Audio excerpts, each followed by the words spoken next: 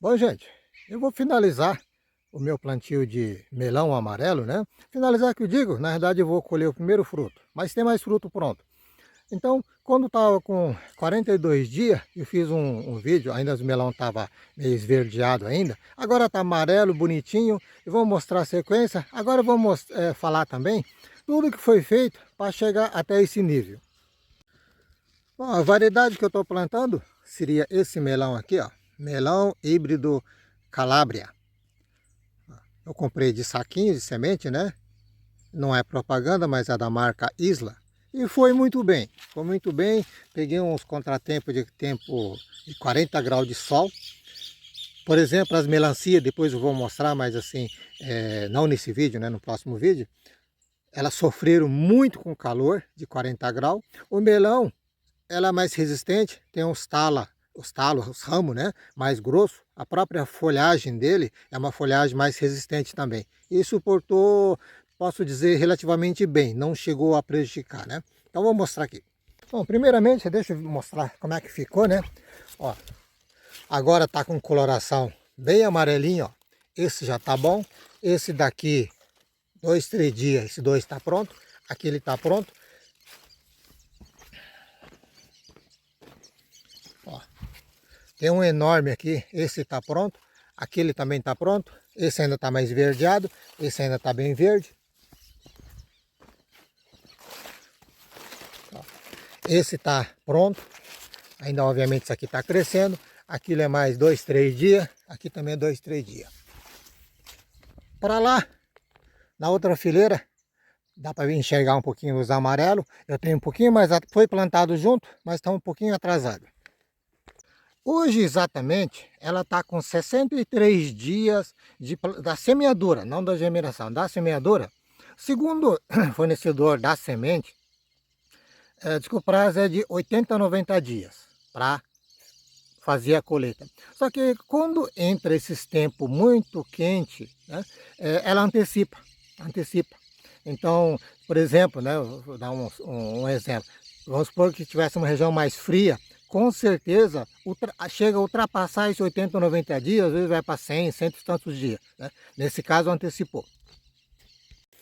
Aqui, primeiramente, não dá para enxergar que as ramas tomaram conta, né? Mas assim, a cova, fiz uma cova relativamente grande, na casa de 80 por 80 por 30 de profundidade. Eu falo 80 por 80, mas como a gente faz na base do enxadão, não é medido, né? Mas assim, 80 por 80, 80 por 70, algum dá 70 por 70, e assim vai, com 30 de profundidade. Para cada cova, já trabalhei com espaçamento, não deixei a semente junto, já deixei um certo espaço, né? Digamos 30 centímetros, 40 centímetros de espaçamento, deixei dois pés. Então, ao invés de trabalhar com um pé, trabalhei com dois pés. E para cada, digamos, um montinho, eu coloquei 5 sementes para plantar direto, raliei 4, até coloquei semente assim já para garantir uma quantidade maior, né? Para não ter problema, mas teve uma boa germinação. Na verdade, nem precisava colocar 5. Se eu colocasse 3, já estava seguro para depois raliar 2, né? Deixasse um em um. O espaçamento entre covas, entre linha, que agora a Sama vai ocupando, perde um pouco a noção, né? Tá 2,5 por 2,5. Só que assim, como estou com o espaço disponível, deixei 2 por 2,5 por 2,5. Mas na realidade, se fosse um plantio comercial, onde você otimiza a irrigação, preparo do solo, né, todas essas coisas, inclui custos mais altos, né? Então, nesse caso, você pode ser espaçamento menor, tipo 2 metros por 1 metro, 2,5 metros por 1 metro, reduz, né? Deixa a área de trânsito corredor e entre planta pode deixar 1 metro, só que aí tem que trabalhar com uma planta só, né? Então, na realidade, se você imaginar um plantio por área, você consegue deixar assim com maior densidade de planta. Não é o meu caso aqui. A questão do preparo da cova, preparo inicial, foi colocado 50 gramas por cova de calcário dolomítico, né? Só que no começo do ano eu já havia colocado um pouquinho de calcário, algo em torno de 150 gramas por metro quadrado, né? É que eu não tenho análise de solo dessa área. Então, como não tem análise de solo, eu uso, digamos, a minha praticidade, né? Então, pela experiência que a gente tem, que a vida inteira lidou com lavoura, então a gente sabe mais ou menos. Então, normalmente, uma boa porcentagem a gente acerta, né? Então, eu coloquei mais 50 gramas, até para uma eventual correção, e também fornece, né? Cálcio, magnésio, que são macronutrientes que esse tipo de planta, a planta de uma maneira geral, ele absorve bem, né? Tem necessidade. Bom, além disso, ainda na cova, né? Coloquei 450 gramas de esterco de frango curtido, ou cama de frango, 3,5 kg de esterco de curral curtido, NPK 3,18,5, 150 gramas por cova. E coloquei, eu tenho um composto de adubação, que além do NPK normal, tem bastante micronutriente, boro, cobre, ferro, zinco, manganês, molibdênio, né? Então, micronutriente, o nome já diz, a planta não consome em grande quantidade, mas às vezes é essencial para que ela tenha condição de absorver outros nutrientes também. Então, coloquei mais 30 gramas. Foi misturado tudo na terra para receber a semeadura. Como falei, coloquei 5 sementes por monte, digamos assim, porque depois fiz o raleio e deixei um pé de cada espaço. Foi colocado, né, na profundidade a semente, algo em torno de 3 centímetros. Como aqui eu tenho uma terra argilosa, ela começa a compactar o solo em cima da semente muito rápido, conforme você vai jogando água, né? Então eu cobri com substrato. Quando é um substrato para fazer muda, né? Então substrato bom, eu coloco substrato puro. Esse não é um substrato muito bom, então eu coloquei, não é para adubação, é para manter a porosidade do substrato. Adicionei mais 50% de esterco curtido de gado, bem triturado, para justamente ficar mais porosa, né? Então foi colocado dessa forma para cobrir a semente por cima, para justamente não ter essa compactação. E também, pode ver que tem bastante resto de braquiária para lá para cá.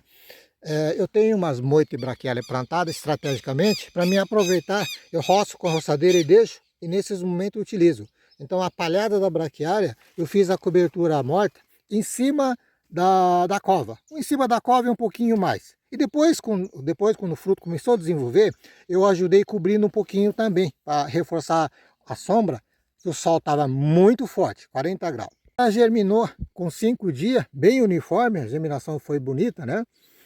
Aí aconteceu umas coisas interessantes.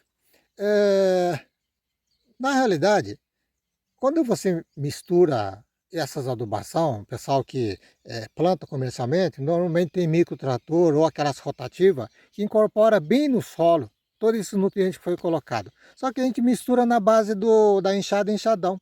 E muitas vezes ela não fica uniforme, fica assim com falha de adubação. Aí o que acontece? Quando a planta é pequena, que a raiz ainda está pequena, obviamente, às vezes ela está no montinho onde está faltando adubação. Então você vê uma muda que germinou bem, em seguida do lado vai bem e esse não vai bem. Certo? Você vê que está raquítico e pode ser até outra coisa, mas a gente percebe que está faltando nutriente. Aí você pensa, mas como se eu adubei bem? É que faltou a mistura mais homogênea com a terra. Então a raiz está pequena, ela não consegue. Tanto é que quando ela desenvolve um pouquinho, que a raiz espalha um pouquinho mais, ela começa a abranger maior área, maior captação de nutrientes. Então começa a ficar normal. Aí com isso, o que aconteceu?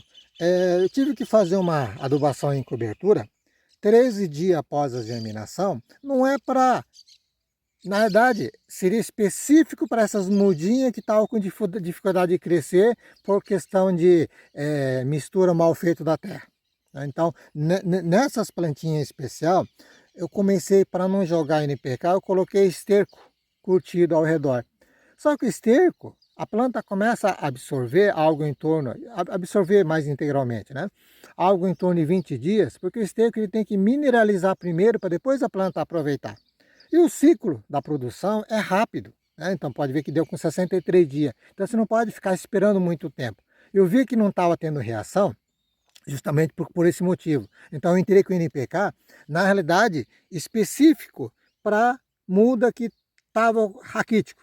Só que na hora que você está colocando, mesmo a muda bonita, se fica com dó de deixar sem adubação e coloca um pouquinho. Então na prática acontece isso, mas foi específico para as mudas que estavam com dificuldade. E essa adubação de reforço só para as mudas com dificuldade, na verdade, como eu falei, né, a gente acaba colocando para os outros também. Eu usei a adubação NPK 10, 10, 10, né, também em cobertura. Não pode concentrar muito em cima, próximo ao tronco, digamos assim, porque está muito sensível e adubo mineral, o NPK é relativamente forte. Então você tem que dar uma espalhadinha e não encostar muito, digamos, num tronco principal. Também você não pode afastar muito, senão sai fora do raio do enraizamento dela, que ainda é pequeno. Você está fazendo essa adubação justamente para corrigir isso. Então tem que ter um pouco de sensibilidade. Tem que estar próximo, mas não junto. E essa adubação de reforço, esse 10, 10, 10, eu coloquei algo em torno de 55 gramas por cova. Então, na média ficou aí 27 gramas por planta. É uma quantidade pequena, é só para dar esse impulso. Detalhe, né? Eu falei no início sobre calcário, que coloquei 50 gramas. O calcário eu coloquei não junto nessa mistura com outras adubação, né? Eu coloquei 30 dias antes. O certo seria até mais, se for para efeito de neutralizar pH, né? Assim, equilibrar o pH. Aí teria que ser pelo menos 60, 90 dias. Mas coloquei com 30. Se for na sequência, ainda voltando ao assunto anterior, você teria que colocar, digamos, 60 dias antes calcário, 20 dias esterco e uns 3 dias NPK. Isso seria uma sequência correta. Só que nem sempre, às vezes você consegue voltar no mesmo lugar tantas vezes, né? Então, NPK e esterco acabei misturando junto, mas o correto é ter essa diferença de tempo, devido à reação de cada produto. Agora, adubação de reforço normal para a necessidade da planta, para manter a parte vegetativa e a frutificação, com 31 dias, não estou considerando esse reforço que foi feito para as mudinhas com deficiência. 31 dias após a germinação, coloquei mais por cobertura, espalhado, né? NPK 3, 18, 5, 150 gramas por cova. Então, cada cova, a gente fala 150 gramas, mas tem 2 pés. Então, cada pé está aproveitando 75 gramas. E também, novamente, o composto que contém o micronutriente, mais 30 gramas por cova. Então, cada planta aproveitando 15 gramas. Né? Então, porque cada cova eu deixei com 2 pés. Depois dessa última adubação, que seria, digamos, a adubação de cobertura normal, após 15 dias, eu coloquei mais 180 gramas por cova, então cada pé ficou com 90 gramas, de NPK 10, 10, 10. Na realidade, esse espaço poderia talvez até ser maior. Acontece que, como eu falei, pegou um período de sol muito quente e as plantas sofrem muito. Então, nesse período, por exemplo, o nitrogênio, o potássio, ele é essencial para manter essa vitalidade da planta também. Então, esse fator influenciou que eu aplicasse. Talvez se estivesse com tempo 32 graus, 31, 33, sei lá, nem precisasse dessa última adubação. O que foi feito na cova mais 31 dias após, talvez seria o suficiente, mas não. Devido a essa questão climática, realmente houve necessidade do reforço. E também questão de água, né? Então aqui foi irrigado manualmente. Eu comecei colocando água 1 vez por dia, não deu conta, 2 vezes por dia não deu conta, 3 vezes por dia não deu conta. Ultimamente, quando o sol estava muito forte, eu colocava 4 vezes. Então, passava o dia colocando água nelas, né? Então, eu tinha que fazer um negócio e voltar rápido para colocar água. Eu ia fazer outra coisa, voltava rápido e colocava água nela. Mesmo assim, os melão foi bem, mas na melancia eu tive assim bem mais problema. Mas depois, quando a melancia estiver chegando, eu repito a conversa e falo exatamente o que aconteceu. Bom, a questão de doença, fungo, virose, inseto, não tive nenhum problema. Então, isso aí são as coisas assim que acontecem do lado dos opostos, né? Esse secura do tempo, o calor forte, a secura do tempo, né? Sem chuva, sem nada, toda a água que é colocada você coloca, esse tipo de praga, seja fungo, virose, inseto, ele acaba não tendo. Então, em determinado momento, ela é aliada. Se eu planto no período de chuva, você ter menos trabalho de colocar água, por exemplo, acontece esse oposto.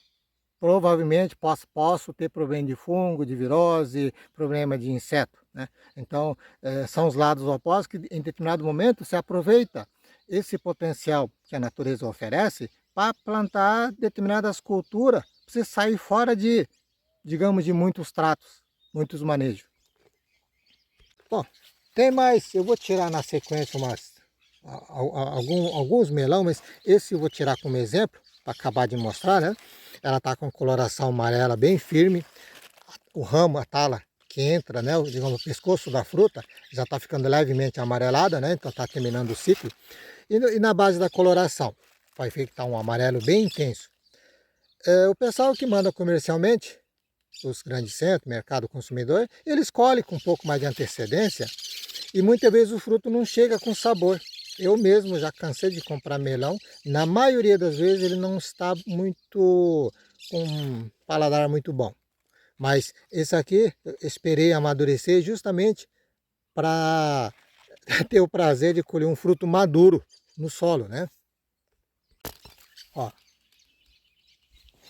tá aqui na minha mão, ó, é um melão, pesa mais de 2 kg, é um melão grande. Ó. Nem lavei, que acabei de tirar, tá sujo. Tá aqui o buraco, acabei de tirar.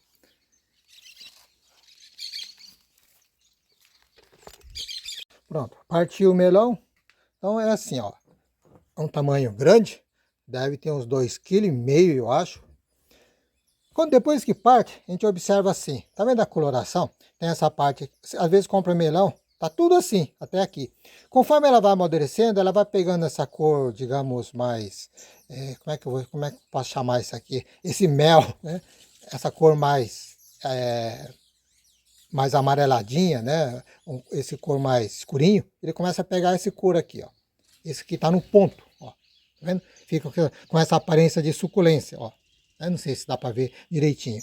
Porque quando não, ela fica assim, esverdeada.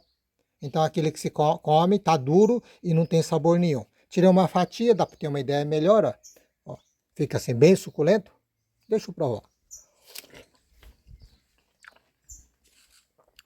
Olha, infelizmente, vocês não tem como provar pelo vídeo, mas está bem doce.